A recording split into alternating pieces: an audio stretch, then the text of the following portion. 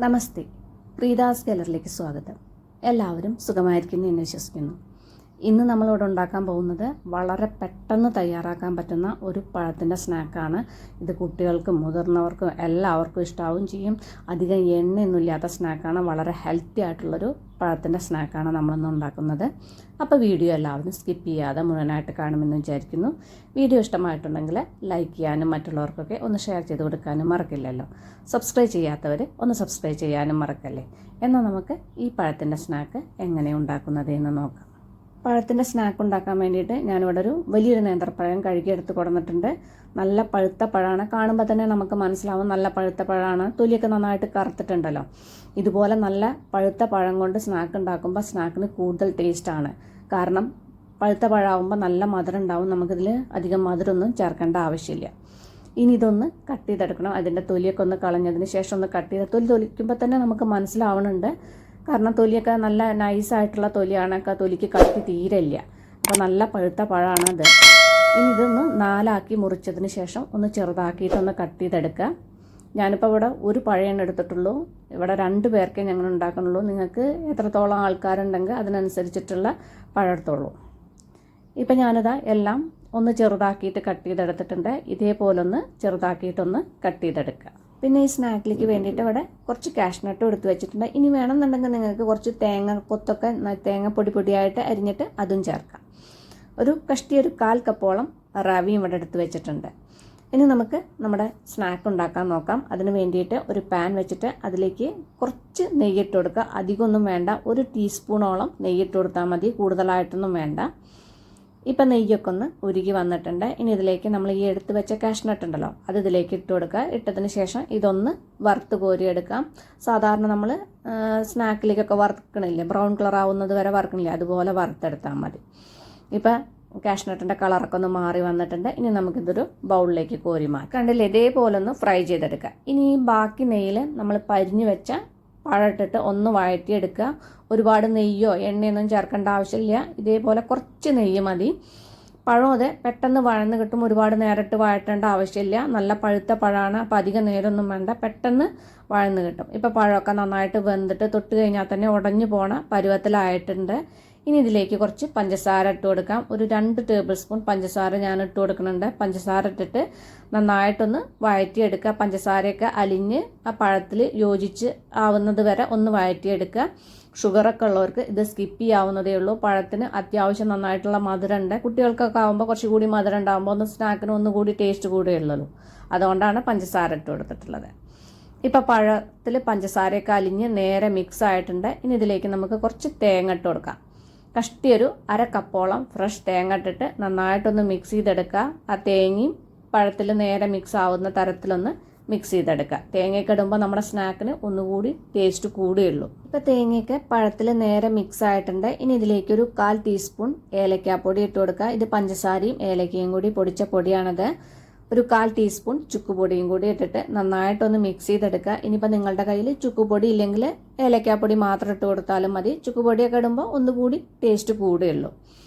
ഇപ്പോൾ പഴത്തിൽ ചുക്കുപൊടിയും ഏലക്കാപ്പൊടിയൊക്കെ നേരെ മിക്സ് ആയിട്ടുണ്ട്. ഇതേപോലെ മിക്സ് ആയി കഴിഞ്ഞാൽ ഇതിലേക്ക് നമ്മൾ നേരത്തെ അവിടെ എടുത്ത് വെച്ചിട്ടുണ്ടല്ലോ റവ, 1/4 കപ്പോളം റവ, ആ റവ ഇതിലേക്ക് ഇട്ട് കൊടുക്കുക. റവ ഇട്ടതിന് ശേഷം നന്നായിട്ടൊന്ന് മിക്സ് ചെയ്തെടുക്കുക. ഇത് വറുക്കാത്ത റവയാണ്. നിങ്ങൾക്കിപ്പോൾ വറുത്ത റവയോ വറുക്കാത്ത റവയോ ഏത് റവ വേണമെങ്കിലും യൂസ് ചെയ്യാം.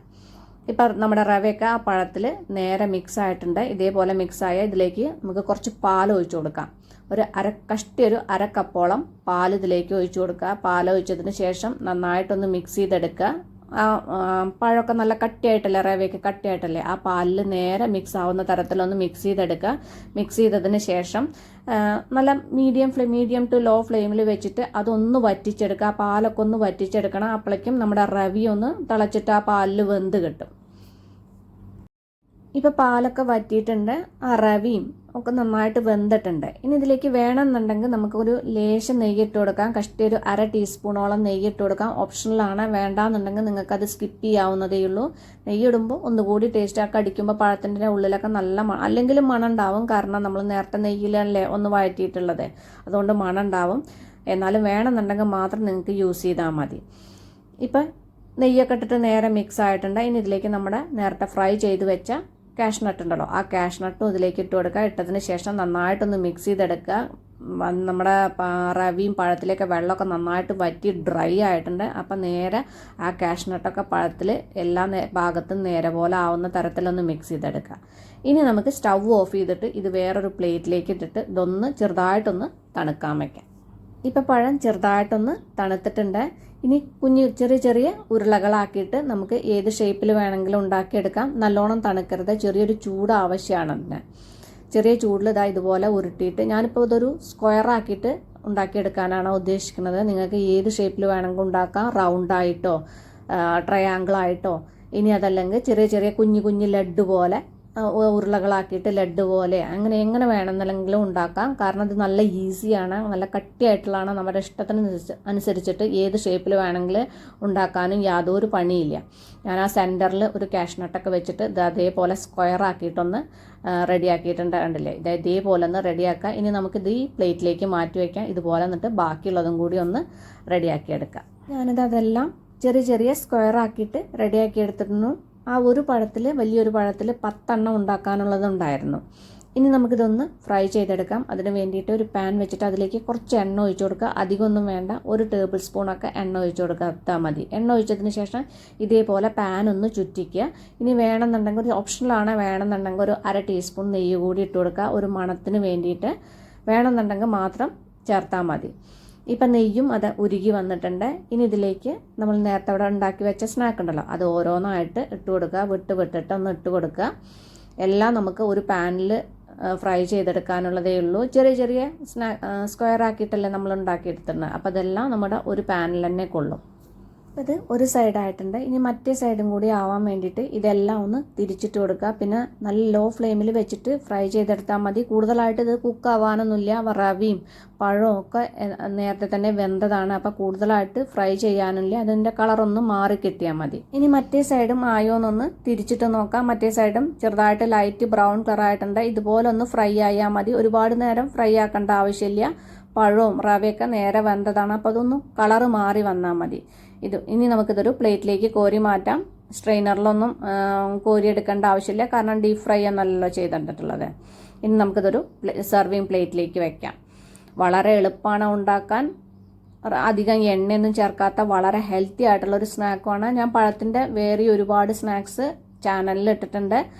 ഒന്ന് വേണമെന്നുണ്ടെങ്കിൽ ഒന്ന് ചാനലിൽ കയറി കണ്ടാൽ മതി. അല്ലെങ്കിൽ ഞാൻ ലിങ്ക് ഡിസ്ക്രിപ്ഷൻ ബോക്സിൽ കൊടുക്കാം. അപ്പോൾ ഈ വളരെ ഹെൽത്തി ആയിട്ടും നല്ല ടേസ്റ്റി ആയിട്ടുള്ള പഴത്തിൻ്റെ സ്നാക്ക് എല്ലാവരും ഒന്ന് ട്രൈ ചെയ്ത് നോക്കൂ. നിങ്ങളുടെ ഫീഡ്ബാക്കൊക്കെ എന്നെ അറിയിക്കാൻ മറക്കല്ലേ. അപ്പം നമുക്കിനി അടിപൊളി പുതിയ റെസിപ്പിയുമായി കാണാം. നന്ദി, നമസ്കാരം.